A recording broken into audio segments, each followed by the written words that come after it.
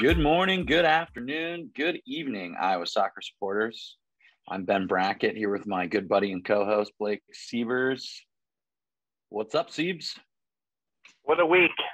Rain, and humidity now. So perfect time for getting close to state soccer then, right? Yeah, it'll, I would guess all this humidity will burn off by the time the state tournament rolls around and we'll be cooking. But for now, let's be fair, we need the rain as Iowans. So, the thing that's funny, Siebes, is back when we were growing up, there was only like one turf field that you got to play on, and that was at Valley Stadium. Otherwise, everything was grass. And so this time of year becomes, quite the wild card. But now we've got all these teams are playing on turf. There's never an issue to get the game in, and definitely no problems with like sliding around, muddy, bumpy fields, none of that business. Yeah, I mean, you saw some of the games. So this is Friday morning. We saw some of the first round games, some highlights on Twitter. Celebrations, kids sliding on the grass as it's wet, and then like ironically, Roosevelt has to cancel their game at Cownie, right? So that's definitely ironic. Yeah, right on. Well, so anyway, we're as you said, Substate time. So we decided to do a little preview of all the different teams that were participating here locally, especially the Central Iowa 3A teams. So a fun little exercise and chatting with all the different high school coaches. Yeah. Here's a little YouTube plug. It's kind of funny what some of the guys wear and some of the settings they're in. A lot of midday stuff. So some schools, some coaching gear, and then even Brian Duax in the liquor store warehouse. That's right. So yeah, unfortunately, none of them had the Kick It Forward scarf on, but if anybody wants to join the supporters club, scarf, pint glass, koozie, or coasters, sticker, magnet. What else? Yeah. I think that's bracket autograph. Yeah, exactly. Now that we're soliciting my autograph, let's just get to the business portion. How about we start with Roosevelt Roughriders head coach Matt Ream. All right, Matt Ream, Roosevelt Roughrider head coach. How you doing today? Great. How are you, Ben? I am doing well. Thanks for joining us. Thank you for having me. Your boy Blake is excited to see how you guys do coming up. We've been just talking to Jackson Teeling because that's going to be the big test, is if you can get out of that first round. That's the goal, right? You got to take each game at one step at a time, and hopefully we get to play Dowling on Monday.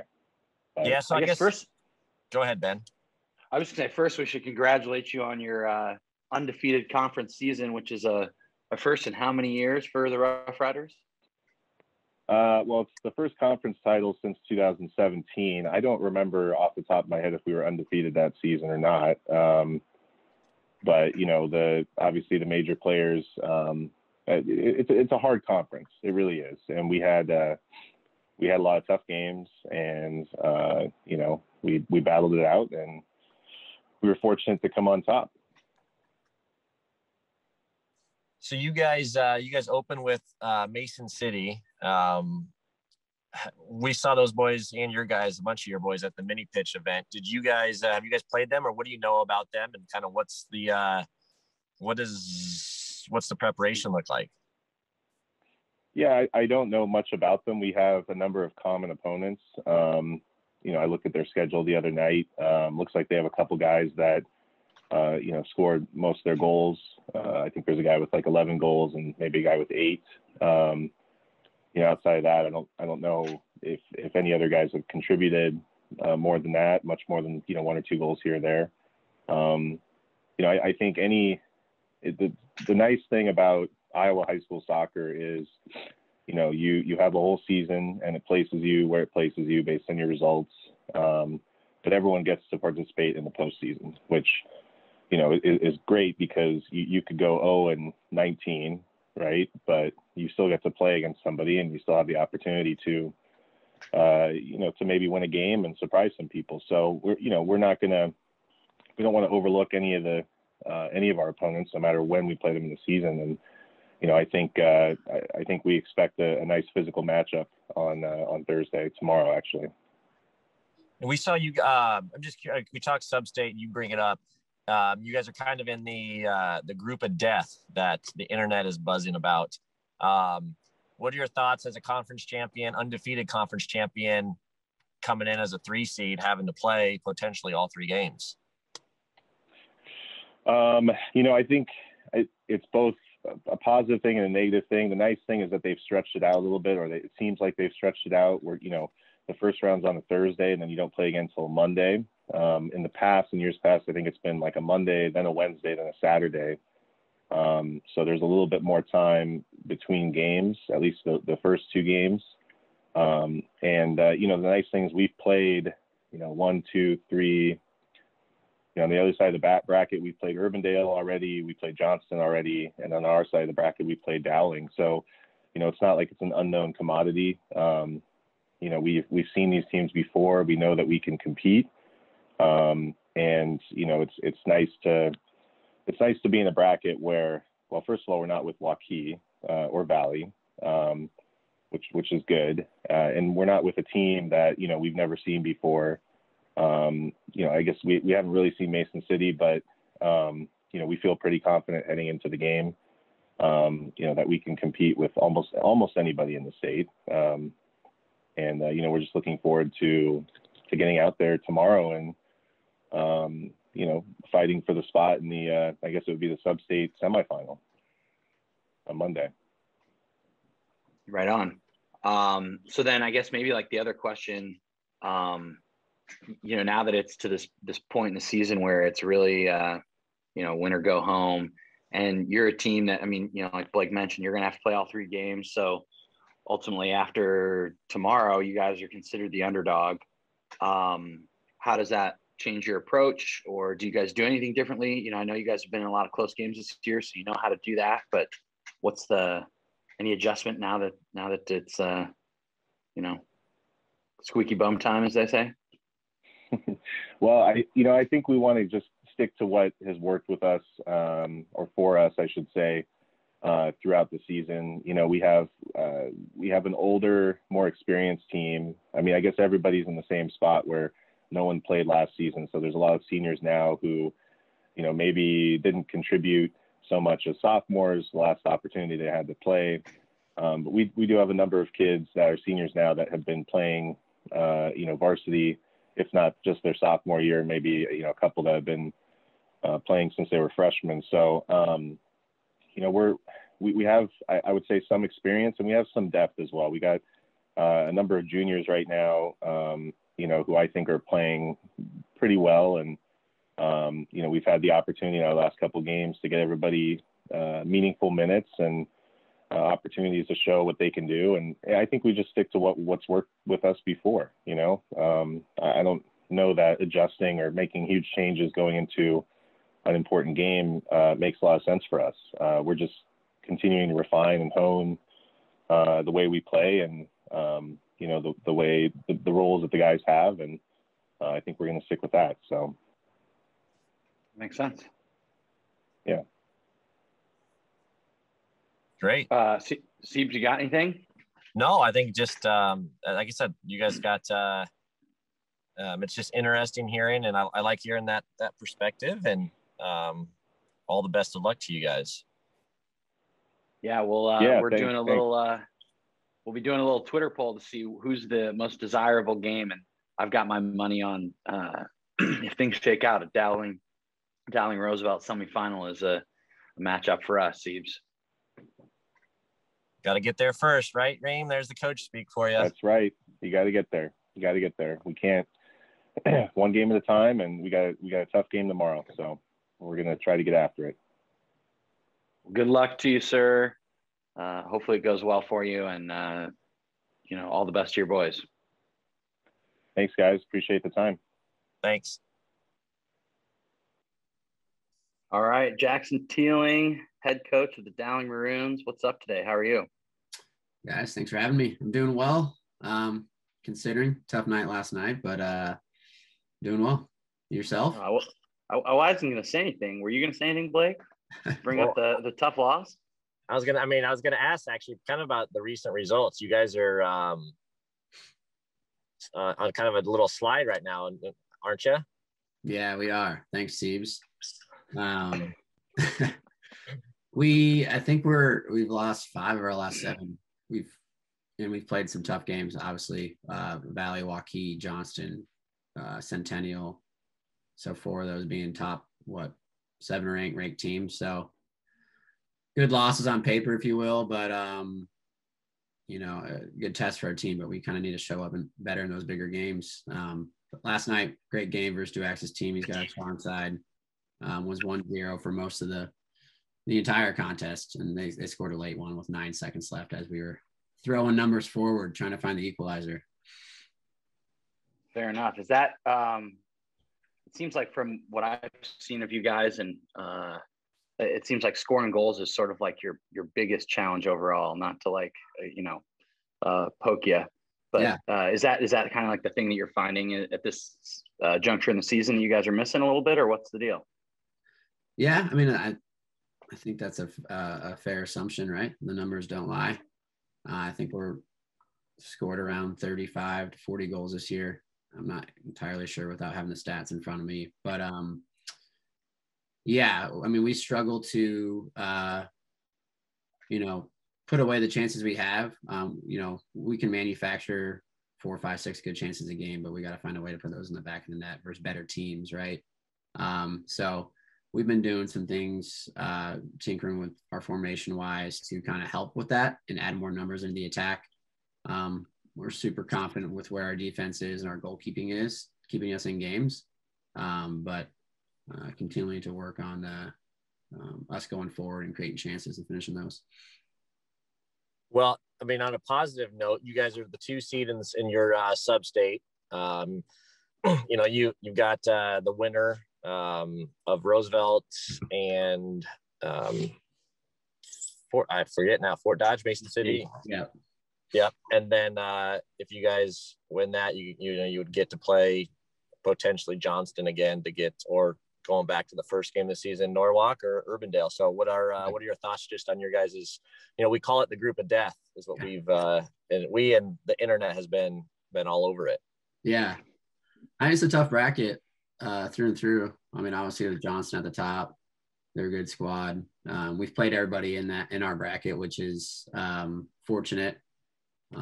We're able to take care of business in the games we needed to get that number 2 seed, which is great. First round bye is always good. Gives us some time this week to practice, work on some of those little things and prepare for either Mason City, Roosevelt. Again, whoever we play in that matchup will be tough. I think Roosevelt's the better team there and expected to win, but Mason City will compete. They got some athletes. They'll always give their best effort. And on the other side, you got a really stingy Norwalk team, which we're super familiar with, obviously.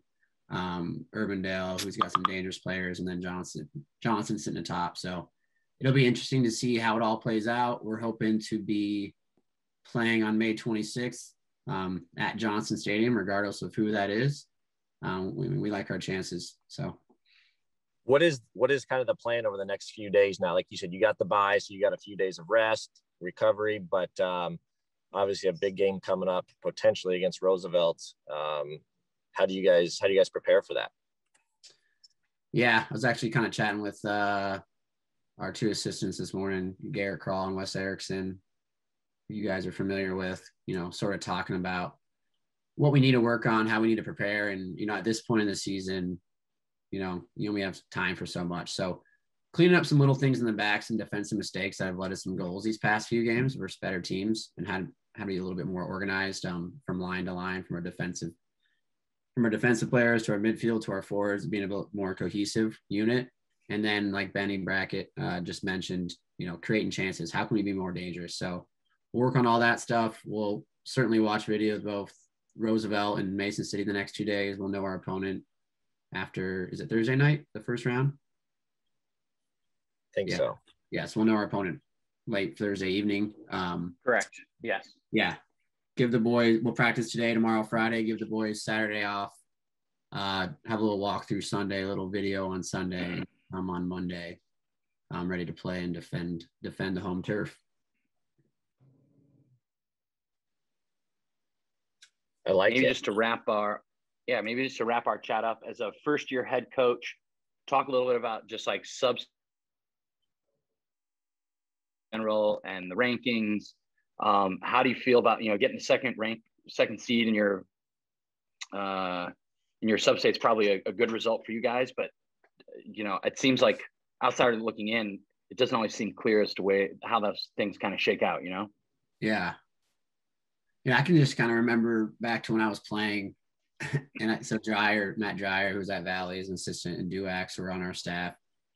They were always on top of it, telling us what we were going to get, and we never really worried about it because we had some pretty good teams and felt confident we were going to be the top of our group, which was pretty consistent. And then at Norwalk, Carl kind of handled all that as well, and it was a similar story where Norwalk, usually we were ranked top 10 and usually the number 1 seed in our group. So it's kind of something we never truly had to worry about. But this year, as a head coach, having to be paying attention to that a little bit more of a competitive conference, if you will, the CIML. So kind of looking out for teams you want to avoid or where you might fall.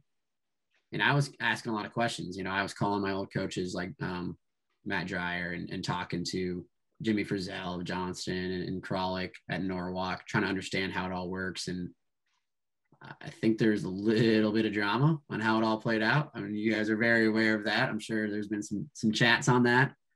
We like our group.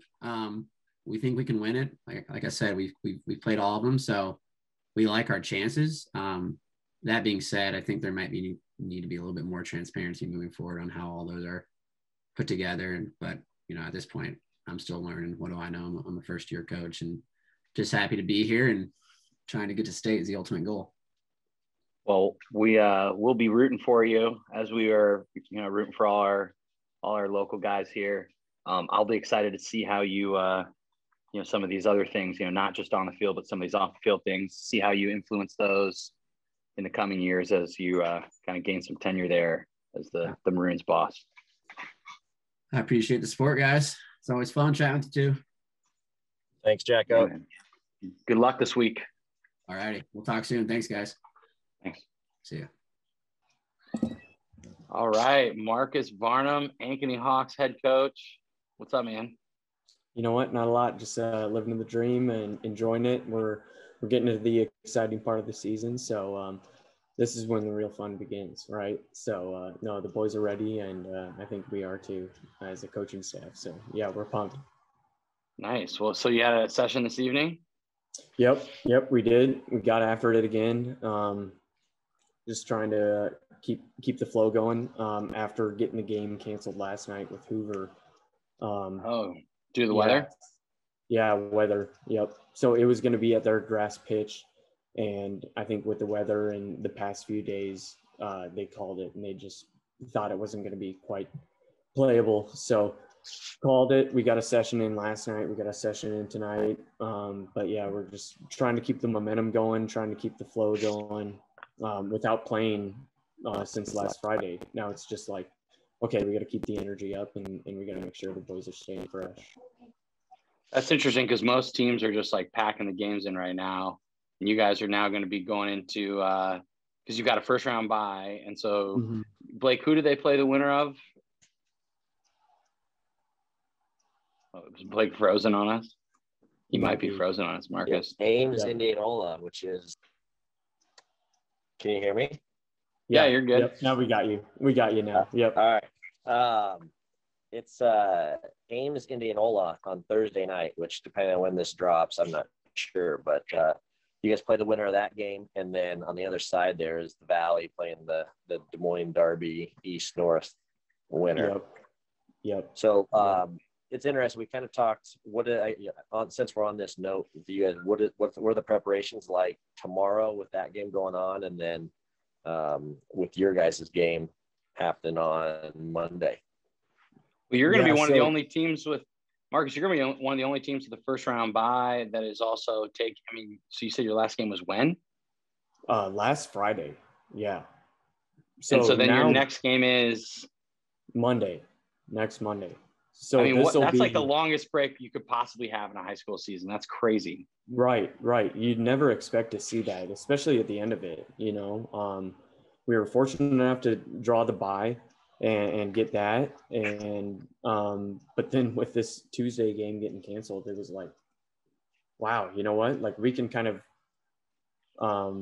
sit back and just reevaluate things and kind of retouch on things that you don't really expect to have the time to go over. And so we feel like, yeah, this is great that we have this extra break, but it's also like, we don't want to get too complacent or too casual with an entire week of sessions that we weren't really expecting and without a game and everything like that. So now it's just, okay, we don't want to get too dry or too casual about things. We still want to play and we still want to get after it. So that's been the tone this week, of getting after it during the sessions and training hard and pushing each other in hopes that then carries on to Monday's game. Yeah. Like, this is usually your question. But what are you doing in training in the lead up now that you've got this whole, like, I mean, you've got 10 days effectively. So what are you doing to keep it competitive? And then, like, at what point do you say, okay, let's put the brakes on and start, like, I mean, obviously you'll know who you're going to play starting on, so let's just call it Friday. So then you got a few days to prepare. What's it look like for you? So honestly, what we've been preaching is, hey, we got to work on ourselves. We don't know for sure who we're playing. Like you said, come Friday, we'll have the clear answer there. But it's also like, hey, we just played Ames. We don't think that we brought our best. I don't know if they brought their best. I think they sat a couple of their guys. So because of the situation that we're in now, it's just like, hey, we got to work on ourselves because we have an idea of what Ames can bring if that is the case and if that's the opponent that we're facing on Monday. And so because of the freshness of the game that we last played them, because we literally, that will be our most previous game is Ames. And then if that's the case that we face Ames again, then okay, that's the next opponent. But so that's really the focus is just working on ourselves. But yeah, it is pretty wild, honestly. But you know what, that's the draw we got. So we're just because our listeners don't know, and neither do I, what was the result there? Did you guys win or lose? So we won in PKs. We were down 1-0 to start, then we equalized, went into the half at 1-1, and then we scored early-ish in the second half, and then they scored within I think there was like 50 seconds left on the clock, and they scored from just it was a cluster of a goal. But you know what? They scored and they equalized, and then we went to 2 overtimes and then 1 kicks. So then ultimately that's funny because then on the other end, if you guys end up, let's just assume you end up meeting Valley in the Substate final, you also beat them in penalties. How many have you guys played a lot of games to penalties? I mean, I'm I can't look at my stats fast enough. Right. So that was, I believe, our 5th PK battle. Wow. Could have been 6. Have you lost any? We have. Yes. How many have you won? We lost against Marshalltown. No. Sorry.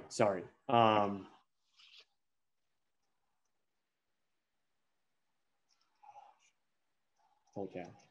Well, it doesn't matter. So you're tough to beat. No, you're good in the penalty shootout.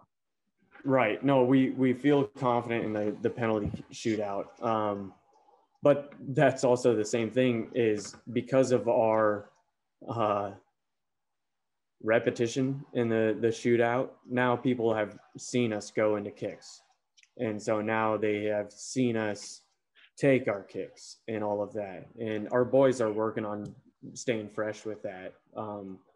And having options when they step up to take it. But it's also like, you know what, the exposure is good, but at the same time, it can be a double-edged sword. Yeah. how much time and effort are you guys putting in at training for kicks? Especially, we should have asked a bunch of these guys, but at the end of the year, right, games come down literally to it. So I'm assuming there's some intent and effort from the coaches to the group. Yeah. So to be honest, we spent quite a bit of time at the beginning of the year going over them and doing the whole dramatic walk up from half and go through the whole ordeal. Since the season's really gotten going, and because of the exposure that they've had with the kicks and everything like that, we haven't touched on it a whole lot. We will probably once a week, but it's been enough of an exposure where the boys are getting through it and they're stepping up like kind of casual now, and it's like, okay, boys, I appreciate your composure, but also let's make sure we're dialed in. Well, I don't want to like go way off here, but I'm just kind of looking at the games that you've actually lost. And I'm sort of baffled. So I'm very curious to see how you guys end up here. So, because I see a loss to Urbandale, who's gotten smacked around by a bunch of teams, right? Mm-hmm. And then I see a loss to Marshalltown, which at Marshalltown, my understanding is they're very difficult to play. But that's also a team that's gotten smacked around by some of the bigger teams. So I'll be curious then, like, because on the other flip side, you've gotten some really positive results, and you've got Dowling in there. You've got Valley now. Tight, really tough to beat. Overall for you, this is a big week for you guys. Yeah, no, 100%. It's definitely a big week, and we're not overlooking it by any means. We actually had the chat today. Fellas, we have 3 secured practices left, and then that's it. Like everything else after that is win or go home. And so now it's really trying to set the tone, make sure that the boys have the understanding that, it's make or break time. And yeah, we've gotten some wins under our belt that we feel confident on and are excited about. But at the same time, there's times where our best hasn't shown up. And so it's all about, hey, let's make sure that we can line up our best guys, line up our best play. And no matter the circumstances, we got to just take care of business throughout on. Nice. It's a good attitude. I like it. Yeah, for sure. So maybe let's just kind of wrap it up with this. Like, again, I'm looking at your schedule. Like you're one of the few teams that I see as you have not gotten beaten badly at all once, and you haven't won a ton of games big. So you're like you're a tough team. You've got a bunch of young players too. So I guess I'm just sort of, how do you bring young players going to state or substate or whatever? Like the beauty of it is they have no clue what they're really doing. So like they're not really nervous probably. So just, maybe let's just kind of end on that. Like what kinds of things are you telling these guys? Because you've done it and it's pretty recent in your memory, I would assume. Yeah. For me and Blake, it's ages ago. We were playing in Muscatine. So, we were going out to Muscatine. That was what we used to do. As we were saying to Brian Duax, we were playing 3 games in 24 hours. So totally different game. So just kind of end on that. Like, how are you talking to the young guys and how are you bringing them along, knowing how much experience you've got? Yeah, for sure. So kind of like I just said, we got to make sure that we reiterate the fact that we're fortunate enough to be in this spot now where every game, every practice, everything counts. And so we got to make sure that we keep going over and rehashing that. But at the same time, it's like, boys, listen up. We are so young. We have such a high ceiling. We have so much potential. So let's go out there. Let's have fun. Let's enjoy ourselves, play our best soccer.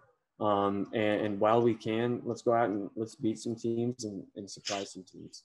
So it's all about trying to get the excitement going, making sure that they're like fired up and not too nervous or too anxious about the whole thing, because at the end of the day, it's just soccer. But while we can, let's go out, let's have some fun, let's play our best soccer and get after it. Great. Well, as Ben usually says, we hope to see you there, but he says that to everybody. So I don't really know how that works, but We do. We wish you luck here in the semifinal round, and then it'd be I think a great little matchup if you guys could get to the final to play Valley again. For sure. No, that could be a huge matchup again. That'd be just a big excitement there. I know they've got a pretty strong team, so again, if we can get past whoever faces or whoever we face, Ames or Indianola, then it's going to be, hey, let's revamp, let's get excited again, let's have another good match. So no, excited about the possibilities that we have that's in front of us, but yeah, we got to take things one step at a time. Cool. Thanks, Marcus, and yeah, good luck and appreciate your time tonight. Thank you, guys. Yeah, that was fun. Thanks, Marcus. All right, Jimmy Frizzell. What's up, man? What's good? How you guys doing? I was going to just start riffing on your name, but then I was like, I'm not going to do that. Wait. No, I don't want to embarrass myself. How you doing today? You looks like you're in the classroom. Yeah, we're in the room. We're posting grades right now. Seniors are done tomorrow. So yeah, there's just a lot of going through the motion here. So exciting times in Johnston schools, I assume. Yeah. This year has been, from a teaching standpoint, this year's been absolutely dreadful, right? Like just an awful year. Very hard to gain traction when you have obviously the pandemic breaks, but it's been a really long year, and yeah, I think a lot of people are ready to, close the book on it. So I'm guessing you'd like to close the book and open it somewhere like at Cownie. Yeah, that would be great.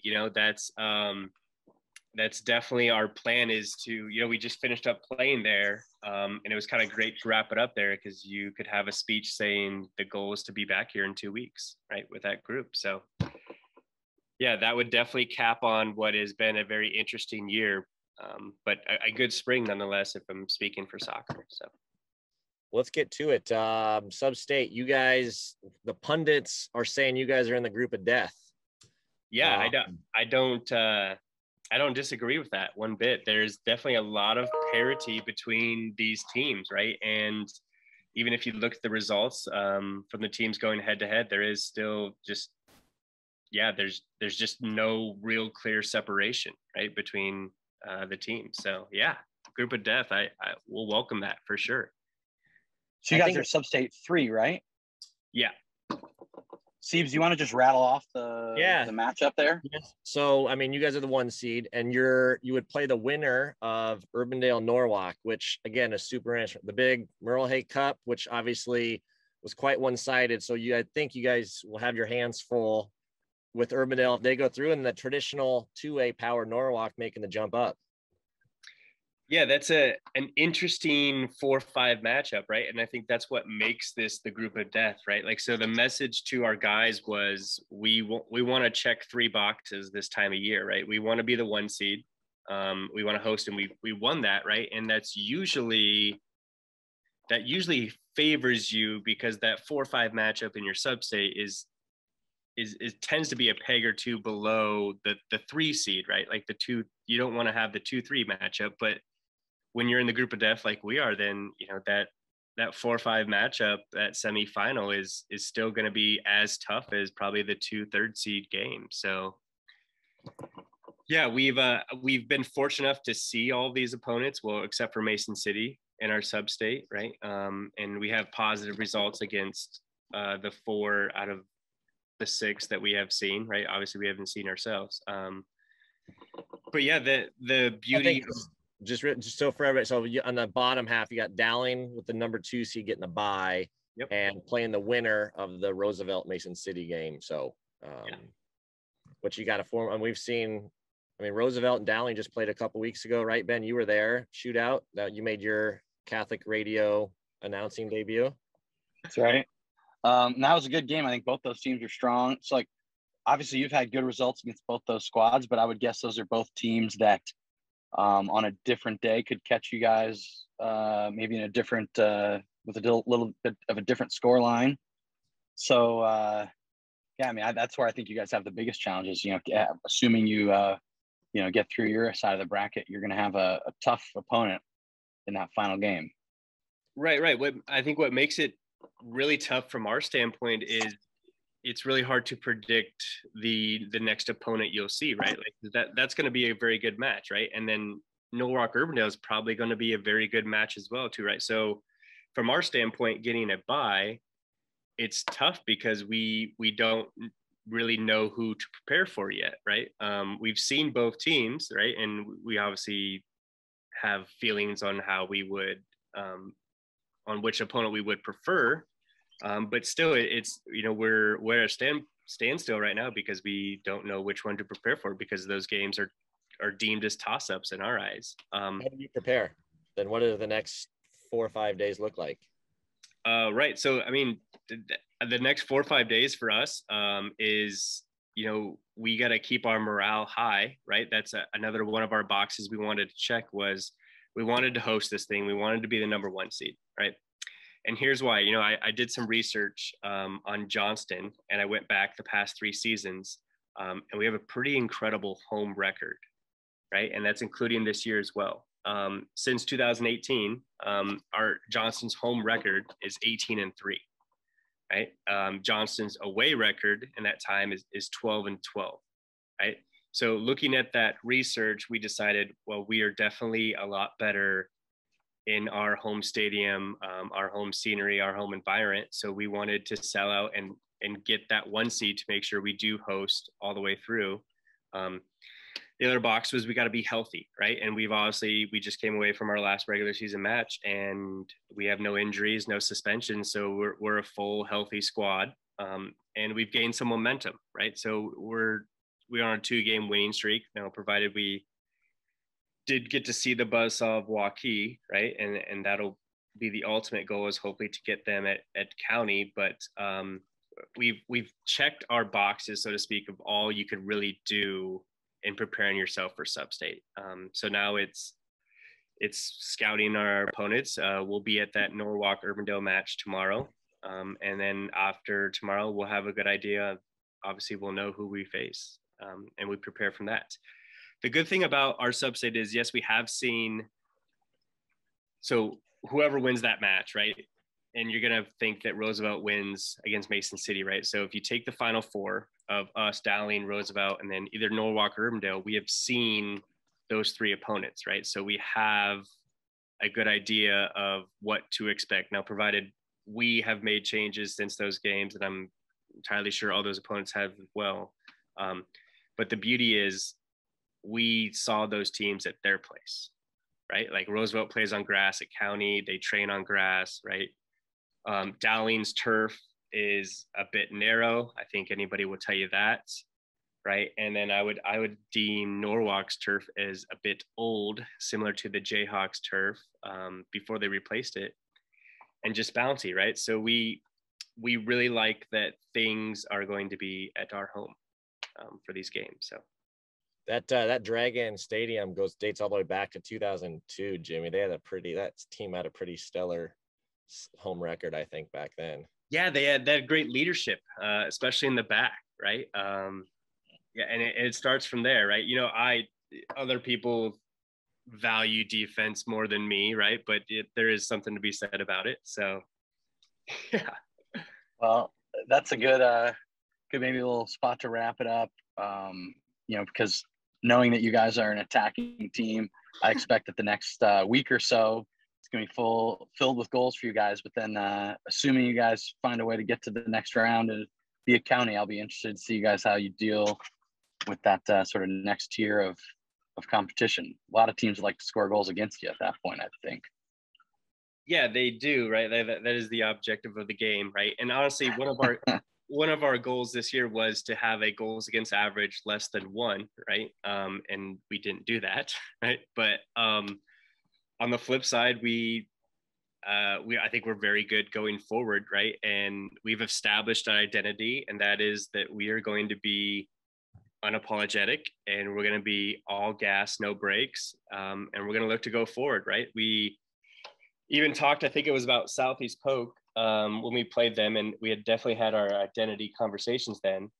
We gave up a goal against Southeast Polk because we were up 4-0 and we decided our outside backs still needed to be making overlaps at that time, right? So they caught us in that, and I said, hey, whatever, if that's our identity and we're going to concede goals because we are still on the front foot, then that's something that we decided we're going to live with this year. But yeah, we definitely know what our MO is, where our strengths are, and we're going to play to them. And it's really, it's ugly soccer at times. It's direct, but it's been effective to this point, and we're not going to change that, right?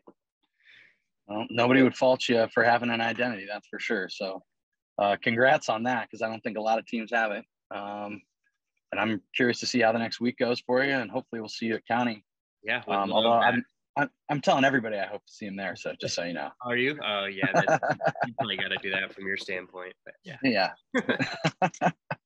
No, but it would be a cool story to see in your first year getting there. So hopefully for 2015, right? So the message to the guys last night was, when we were walking away from Cownie, was the last time this program was there, you guys were wrapping up your 6th grade year, right? So it's kind of crazy to think that the seniors could, end a drought, so to speak, that we just want to see through. So yeah. Well, fellow Dragon, I'll leave it to you. Thanks, Jimmy. Good luck, and bring home that substate trophy. Is that what I don't even know what they give, a plaque? It's like a banner now, right? Yeah, it's a banner. Yeah, for sure. Get one hung up in the gym. There you go. Absolutely, Blake. We'll get it for you too. We're gonna drape you in it. Right? Love it. Thanks, Jim. Sure. Thanks, guys. Take care. Thanks. See you soon. All right. Brian Duax, head coach of Ankeny Centennial. What's up today, Dewey? Hey, boys. How are you today? We're great. Just, I like to say we're hard at work, but it looks like we're not working quite as hard as you. You've got time to chat with us, but not time to stop working. I like it. Of course not. Everybody still needs to have their booze. Bricktop doesn't allow breaks over there, does he, Ben? No. Bricktop is a strict, get the job done as fast as possible type guy. Well, so had a game last night, Dewey. Congrats on the win against Dowling. I'm sure you were then up at 2 or 3 a.m. to get to the store to start working. So thanks for taking the time. Training probably here in a couple hours. So what's on the agenda? You guys are preparing for Substate, but you've got a first round bye, I believe.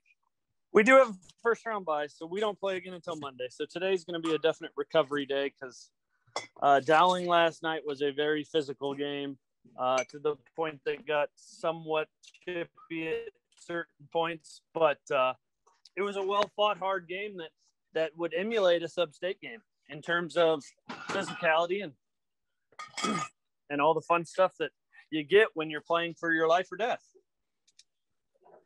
Let's talk a little bit about the Substate then. You guys get drawn at the bottom half of the Waukee bracket, which is probably an uphill.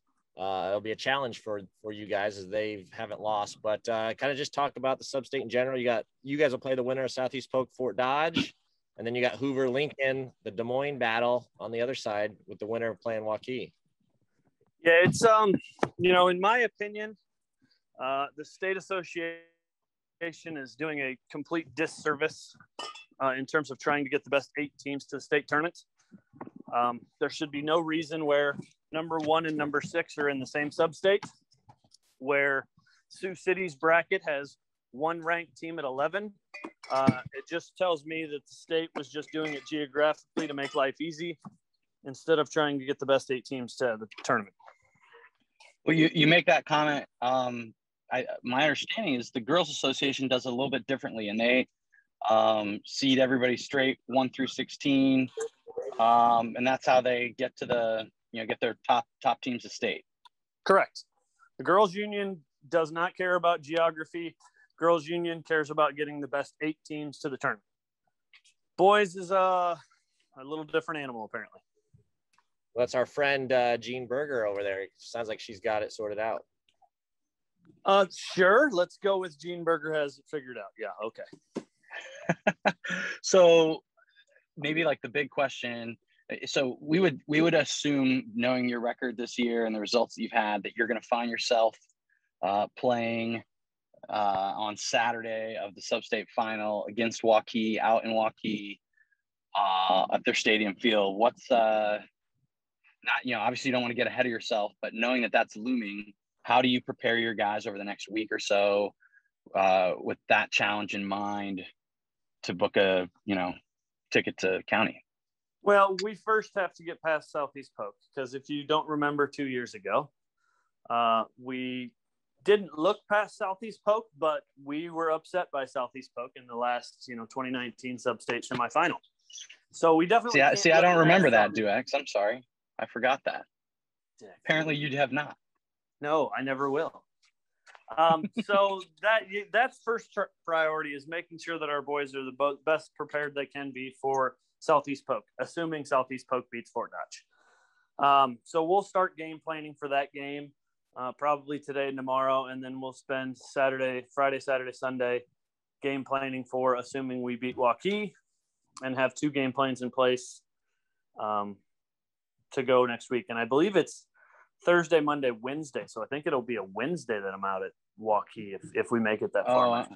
I'm sorry. That was bad on my part. Yeah, it's okay.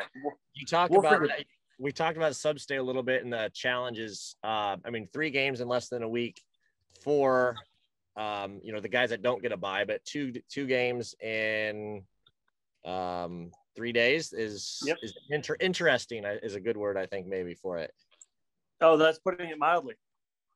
Well, it does replicate the state tournament then the following week. If you do make it, you end up doing the same deal. And back when we were playing, Duax, you played 3 games in 24 hours. So these boys have it easy. Back when we were playing, it was quarterfinals on Friday, semis and finals on Saturday, which was a nightmare. Yeah, it was a tough turnaround. Yeah, so it's getting better, and I believe the state association's made the adjustment that we will go to like a day rest in between starting next year or something along those lines, where instead of it being Thursday, Friday, Saturday, it will be like Monday, Wednesday, Friday, or Tuesday, Thursday, Saturday, or something along those lines. Coming soon. Nice. Yeah, well, hopefully we'll get to see you at Cownie. You played some defense on our request for some tactical analysis of your Waukee preparation, so that was good. Well played. I'm not giving you or Carlos or anybody anything of what we're trying to do. That's fair. Well, Carlos, we're talking to him as well, so we'll see what his thoughts are. Well, if he gives you his game plan to beat us, you just pass it on my way. But I think Carlos is smart enough not to do that. No, we know he is. Fair enough. Well, thanks for chatting with us a little bit, Dewey. All the best, and hopefully we'll have a chance to see you guys play one more time this year. All right, buddy. Take care. Thanks, Brian. See you, boys. All right, Aziz Haffar, head coach of the Valley Tigers. How you doing today, Aziz? I'm doing all right. I'm hanging in there. Just a bit tired. Yeah, it's the season, so. I was gonna say you've been working hard, and it's probably not going to get much of a break coming into the heat of the season, if you will. No pun intended with the weather. No, we played last night under this bad weather. It rained on us in Marshalltown, and especially the field conditions wasn't the greatest. Yeah, it is what it is. I'm impressed with the guys. The guys adapt very well, and so. Yeah, I wish the weather would get nicer, but I think surely it will be sooner or later. It's always good states. It's always hot down there. So, as you say, undoubtedly that first week of June will be in the 80s or hotter, right? So yeah. Well, we're gonna prepare our boys. We will condition them more and more, so they're ready for the heat. So. Yeah, I don't miss those. They're not gonna want to hear that, are they, Ben? No, well, I don't think so. But they know. Those seniors know when they know towards later the season, that's what happens most of the time. So, yeah. Well, so talk about a little bit about the substate draw that the Valley Tigers have this year. Well, for us, I'm always very adamant playing a good schedule. It's not about, easy wins for us. I do have a meeting with my boss and discuss who we want to play, and we want to play the good competition, and when we do well, and we have a chance to host, and so that's the case this year. So we're very fortunate to host. That's the key. Our goal is to host the substate, and to have a very good seating, so we have a chance to give ourselves a chance to make it to state. So we're happy with it. It is what it is. And but the good news is we're going to host at home. So, yep. So Blake is the sort of in-house guru on all the rankings and all that fun stuff. I'm probably calling him out now, but Blake, right. What's the first round of I think substate number? Are you guys in substate number 2 or number 6? Z. We have a bye. We substate number 8, I think. 8, Ben. Oh, 8. Yeah. Hey, that's why I said you're our guru, Blake. So tell us what we're missing here. Yeah, so obviously, Val, you guys are the 1 seed. They've got the Right. East North, another Des Moines derby. The winner of East North, and then the bottom of the bracket, Ankeny's the 2 seed, which is going to play Ames or Indianola. Right. Sorry, Heath, but more than likely Ames. So, Yeah. And I think that East North game could be a good one. Yes. It could be a good one. We just don't know. I know when they played each other, it was North had won 4-3, and I'll be honest with you, Blake. We're very fortunate to be where we're at right now. Whether it's Ames or Ankeny, the 2 quality teams. We played both of them. Obviously Ankeny beat us in a shootout in our tournament, and then we played Ames. We outshot them. We did everything we could, but the end result is how many goals we have. We beat them 1-0. So, but they're a quality team, and I'm sure they're going to come to us. Hopefully, we'll play them either Ames or Ankeny. We're very happy to be where we're at right now. What's the preparation look like here over the next few days for the Tigers? Is there how are you guys planning for North or East, or not? Just in general, give us a little insight. Well, we're going to wait till tomorrow and see who comes out of it. We've got a very good coach, Brandon Voles, who analyzes every huddle video. So did you say Brandon Voles? Voles, yeah, he's a volunteer coach. Old Southeast Polk boy. Yeah, he played for me at Simpson, and he analyzes games, and he's very 100%. He's always right. So we'll watch. So we'll see who wins tomorrow, and then we'll. But as far as practices, is going to be the same. There's nothing to change unless we see something after seeing who we play tomorrow. We have to tweak some things, but we'll continue what we're doing, and it's nothing. There's nothing broken, so and nothing to be fixed. So unless we see some things that we see after tomorrow's game, and that we have to do some tweaking, so here and there. I mean, just like we played Marshalltown, we watched them, and the best soccer we could do was not to play good soccer, to be honest with you. We played direct soccer. It was ugly. That's fortunate to come out with a win. So. So you mentioned kind of before we started recording how you really like this current Valley squad. Yes. You maybe talk a little bit about that, and then you mentioned kind of the way they responded to their most recent loss. Maybe just chat about that for a second. Well, I think what impresses me about these guys, number one, they're very, very, very coachable. Of course, it's here and there, and everybody accepts the role, and that's the deal. We've asked these guys. I'm sure there's somebody here and there that like it, but this is what it is, and we're going to do what's best for our team. And what impresses me the most about this team, everybody has embraced their role. 99% have embraced their role. And what impresses me again is the leadership that we have from us, not only our captains, from our seniors who have embraced these younger guys. With that mixture of talent and grades, the key is to be together and to believe in each other and complement each other. day in, day out.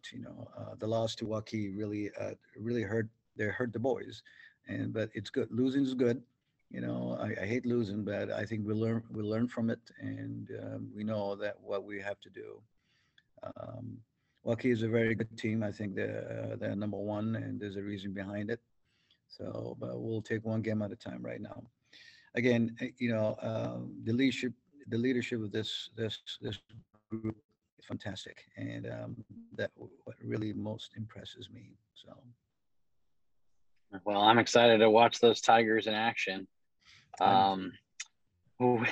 We won't keep you too much more, but thanks again for taking the time, and good luck to the Tigers and yourself. And what season is this, Aziz? Is this like season 30 or what?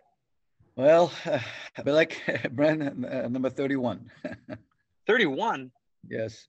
31. Are you counting last year as the season, Aziz? No, I didn't count it, unfortunately. So, yeah, but 31. I still love it.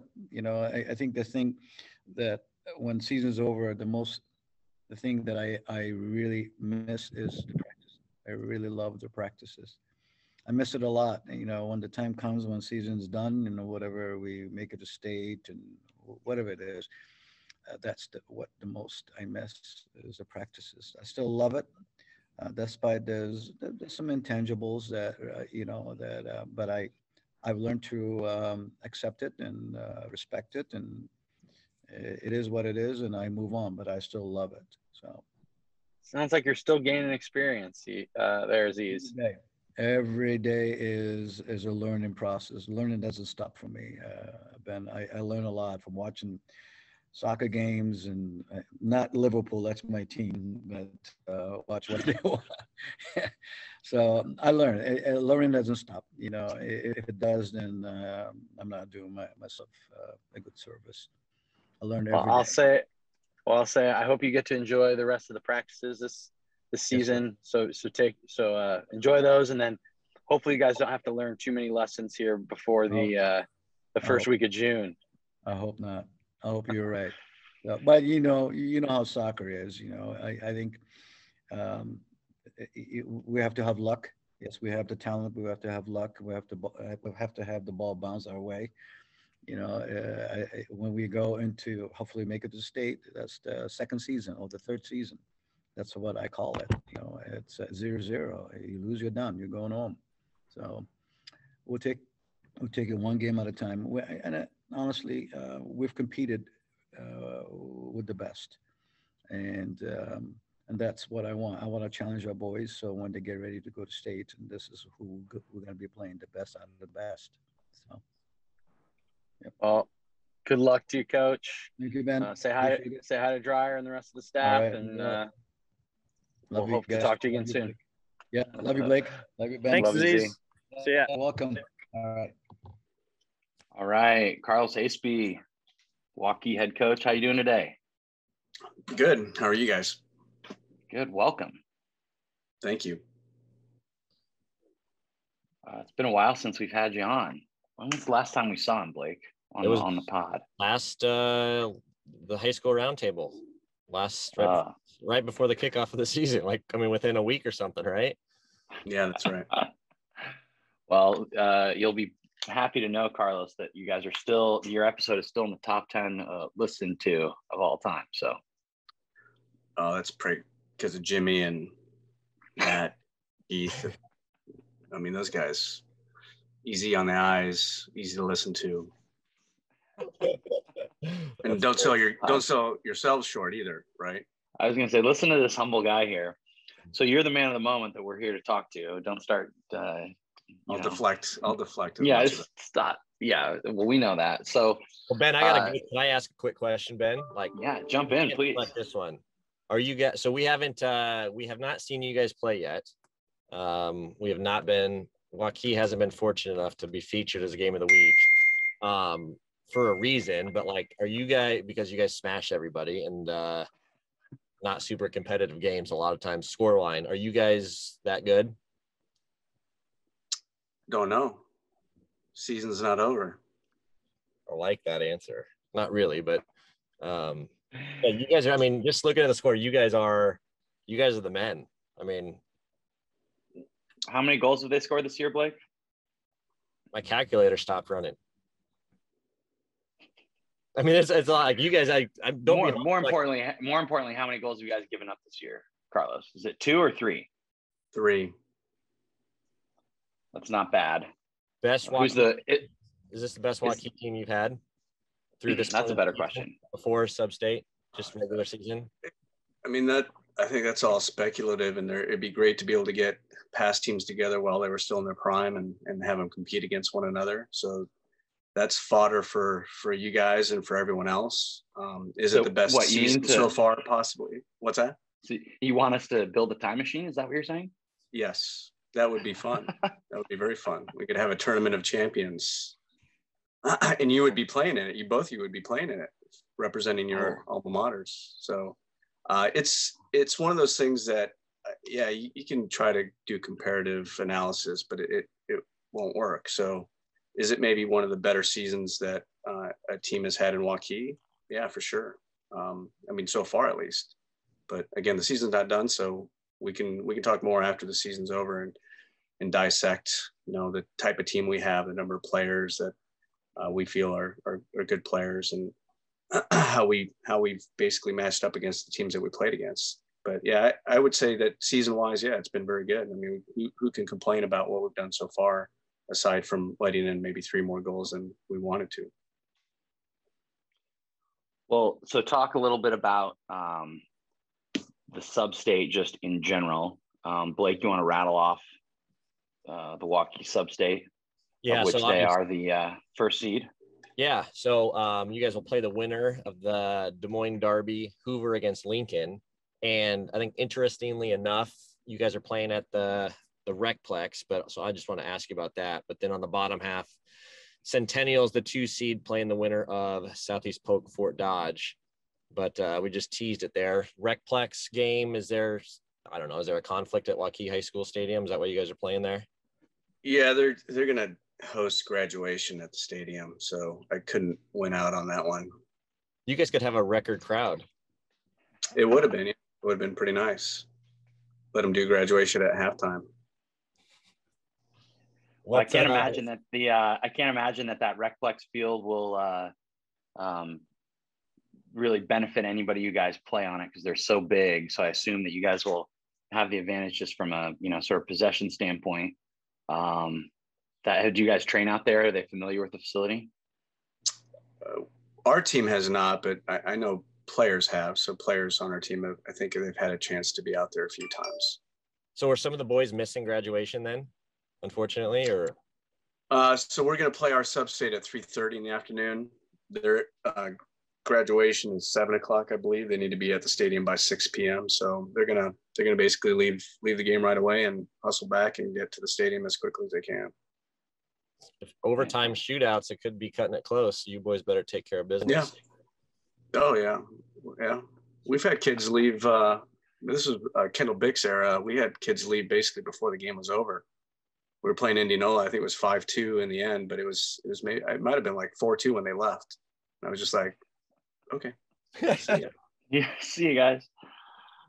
That's interesting. Well, so I mean, obviously, there's really no question based on your guys' record and whatnot as far as like your seed in the Substate.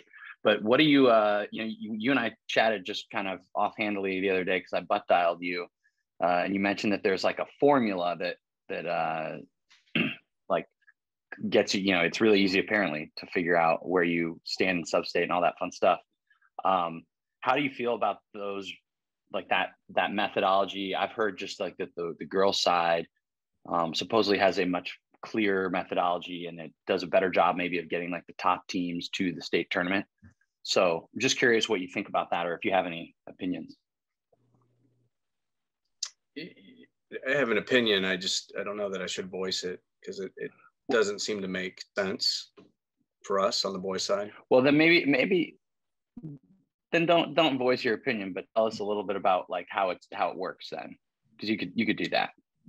Yeah, I could do that. So rankings come out, and based on the rankings, we're supposed to be placed in our assignments basically for Substate. it's supposed to kind of fall according to the ranking. So technically 1 versus 16 should be in one substate, 2 versus 15, and so on.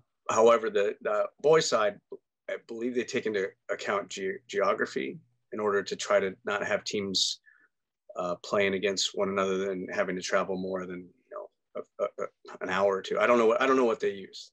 That is not specified anywhere that I'm familiar with. They always tell us it's the advisory council or board of control, or it's someone else. They don't really tell us. So it's not clear what they use, why they go with the substate assignments that they have for this year. It didn't really align perfectly. It didn't seem like it made a lot of sense, but again, I don't know how they go about that. Once the substate assignments are determined, then within those brackets, you use the rankings from the week after that, which was, I think, last week. And once that's established, essentially any game played thereafter in the regular season is just for the purposes maybe of conference titles, or just to claim that you're better than another team. They don't have any impact on the substate seedings. So the seedings are based on a score system that's in the manual for the high school association, and it just says your wins are going to be multiplied by 3 if you play a 3A team, 2 if you play a 2A team, and 1 if you beat a 1A team. So you should, by doing simple math and going and looking at the wins that you have, you should know what each of the teams would have garnered for a point total. It's divided by the number of games played. So if you play all 3A teams and you have 10 wins, you'd have 30 points. And if you play 18 games, you divide it by 18, and there's your average. That's what they're supposed to use. However, I know that that's not what they always do. Interesting. So it doesn't really make sense. It doesn't ever really make sense. Fair enough. Oh, there you go. That's probably all you need to say. I think we can agree on that. Go ahead, Steve. So we'll change the subject really quick. Last thing I got for Carlos, you guys, again, undefeated. How do you keep the boys motivated? I mean, you would think it would be quite easy this time of year, but what's the message to the boys here in the next week to, again, to keep them motivated and ultimately end up at Cownie and try to defend the state title? Well, and knowing that some of these guys have already done it before too, right? So like, it's not anybody that this is like new territory. Yeah, I mean, we're fortunate that we're able to dress a lot of players. We have 29 guys on our roster over the course of the season. A few have been injured here and there, but training usually is quite good. I mean, we can go 11v11 any night of the week if we wanted to, and either we can divide it out equally and have a good equal match, or we can impose some restrictions on teams and have players go against other players that, hey, this is what you're going to maybe face in a game. This is how we're predicting we might be dealing with a team that's wanting to win. And so we go through scenarios, we work on things in practice. The idea is that training is really where they're going to get better. And so if they don't believe that, they don't need to be a part of our team.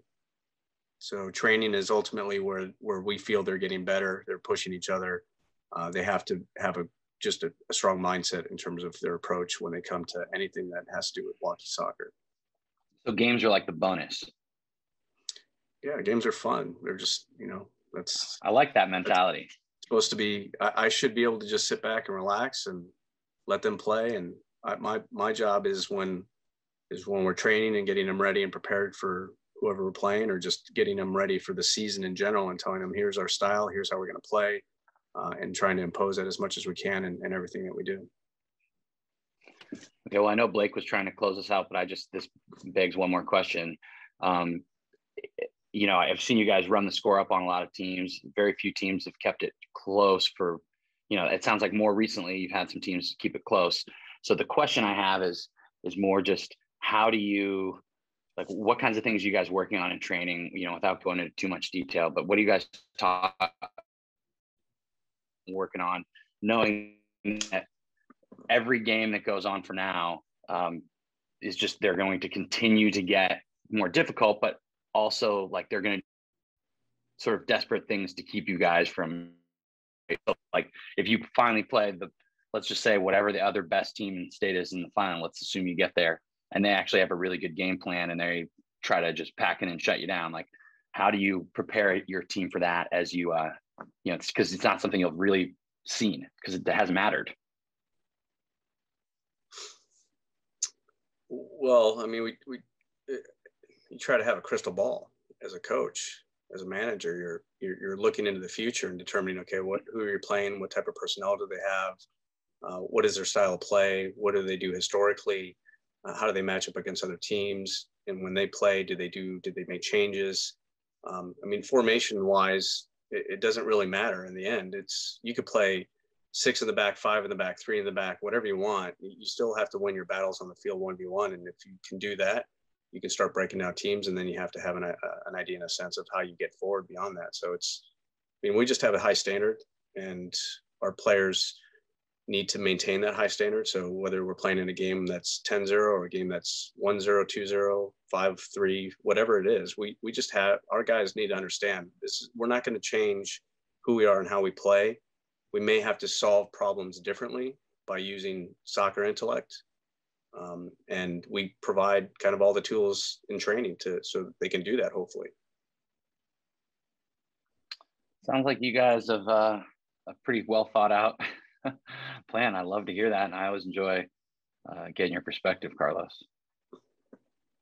Yeah, I appreciate you guys having me on and what you guys are doing. So, are the hooligans around this year, Carlos? Really quick. I haven't. I know there's a group of kids, but I don't know what they call themselves. If they're an offshoot or if they're kind of the a different name. I have no idea. I really don't pay attention to what's going on behind us, and I don't listen very well. I am focused. I mean, you guys know this. When you're in a game, either playing or coaching, like, you really kind of tune everything out, no matter what the environment is. And I know that's easier said than done sometimes, but I try not to look around. I don't really. I hear sometimes a parent say something, and it's like I kind of turn around and look at them, and I don't really listen to the players as much. Although if they're getting out of line, you can kind of sense that that's happening, and so you kind of just have to help a little bit. Usually we have people on site that are doing that for us, so I don't have to take care of that. But I don't know what happened with the hooligans. I know some of the players that were a part of that group, and they're no longer obviously at Waukee, so they may show themselves here in the next couple of days, next weeks. I don't know when they get out of school. No one has said anything to me. It's not like they're a committee that works for me in some way. I have no idea. They never really consult with me on how they should approach a game or what they should do and what say or address, all that stuff. Well, tell the boys for all out, because they were they were great and made it enjoyable for the neutral. That's for sure. Well, that's right. For all your organization, Carlos, you'd think you'd have these boys. That's like one of your most important pieces of hooligans. Come on now.